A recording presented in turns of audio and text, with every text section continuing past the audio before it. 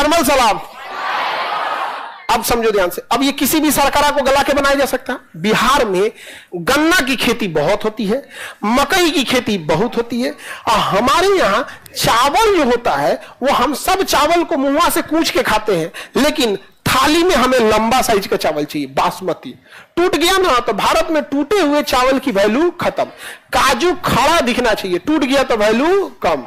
समझा कि नहीं? जैसे वर्षगांठ के दिन जब जितना आप लोग काजू कत दिखाए थे ना, ये सब हम लोग केरला से उठा के लाए थे, टूटा हुआ काजू। अब बताओ, काजू कतली, काजू का मिठाई बनाना है तो हम खड़ा काजू काहे लाएंगे जब उसको पीसना ही है? तो अब यहां से थोड़ा उठा लाए थे, तो यहां यही बना था। मिठाई उठाई बाहर से थोड़ी, जो पैक आइटम था बस वही बाहर से आया था, बाकी सब यही बनवाए थे। बाहर का आदमी क्या मिला दिया क्या नहीं मिलाया हमको क्या पता रहेगा। यहाँ पे आप टेस्ट भी कई किए होंगे लोग जो वर्षगांठ में, उसका अलग टाइप का, होटल से अलग टेस्ट होगा, भले उसका सेप साइज तो नहीं गड़बड़ होगा। सेप साइज इसलिए गड़बड़ हो गया कि जब कोई चीज ट्रक से उतारिएगा ना तो कितना सजा के भेजिएगा, पचक भचक जाता है यहाँ पे, इस वजह से।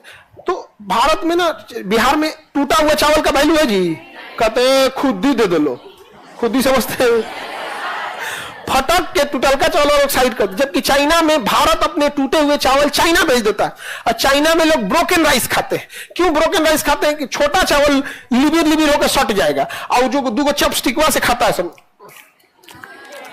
तो छोटका छोटका चावल लेगा, दो लकड़ी ले रहता है, उसे खाते रहता है। हम लोग लकड़िया नौकिया में कोच लेंगे, उसको खाना एक कला है, चॉपस्टिक से, हाथ से नहीं खाता है, सब हाथ से वो नहीं खाता है।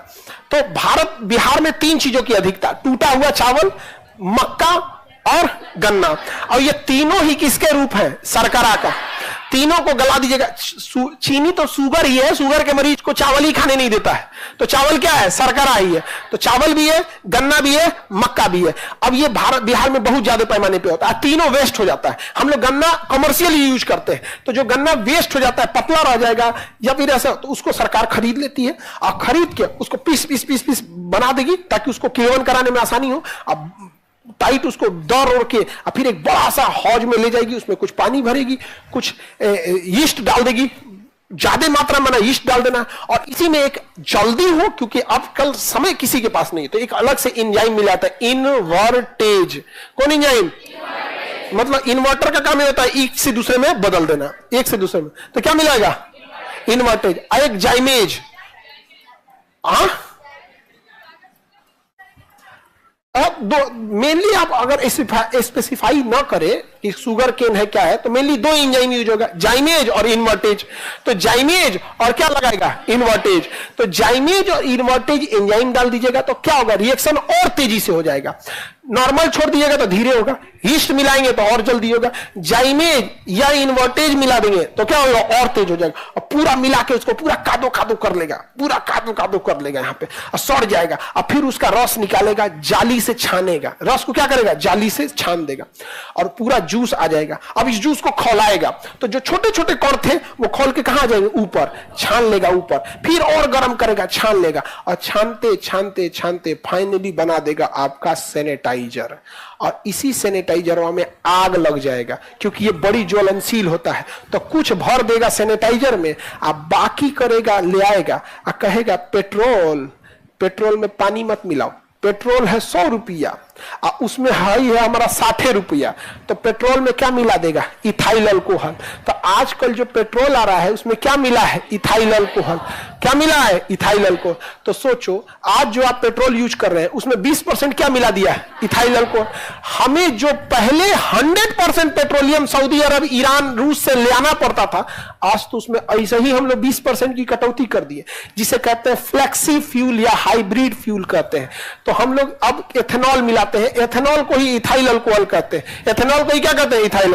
तो जिस प्लांट में, बिहार में ज्यादा है, बिहार में शराबबंदी बंद है, बिहार में शराबबंदी है, लेकिन कारखाने यहां धड़ल्ले से हैं, और उस कारखाने से आप बाहर नहीं बेच सकते, क्योंकि कारखाना जब बनेगा तो देखिए, इंडिविजुअल आदमी को सरकार कंट्रोल नहीं कर पाएगी, सरकार आपको कंट्रोल कर पाएगी नहीं, लेकिन हमारा कंट्रोल कर लेगी।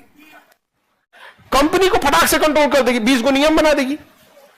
आप कितना खर्चा किए आपको बिल रखना होता है। हम लोग ससुरा चाय कप कितना पिलाएं उसका बिल चाहिए उसको।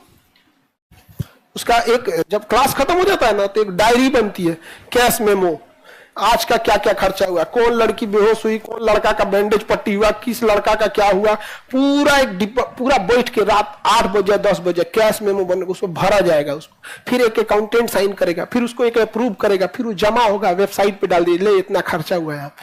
आप लोग का कुछ है? तो इंडिविजुअल को कंट्रोल करना मुश्किल है, बट एक ऑर्गेनाइजेशन को कंट्रोल करना इजी है। तुरंत लगा देगा। अभी चूहा काटा था, तार टेप आया होगा चिपकाने के लिए, एक्स्ट्रा तार आया होगा, मिस्त्री पैसा लिया होगा, मिस्त्री को लाने का एक्सपेंस आया होगा, सब लिखाएगा, और उसका बकायदा नियम है कि इसको इस खंडा में रखना, इसको ये, मिस्त्री अगर चाय पिया होगा तो उसको लिखाएगा। 20 को नियम कानून, बहुत आफत का चीज है अकाउंटिंग, बहुत आफत का चीज है। और नहीं तो फिर उठा ले जाएगा किसी दिन, जहां कुछ हम लोग इसे गड़बड़ किए, कभी सरकार कुछ की, हम लोग बोले ये पेपर लीक हुआ है, ये हुआ है, उठा ले जाओ इनको। नहीं समझे? हम लोग को कहीं नहीं उठाता है, पता है? आप लोग हैं,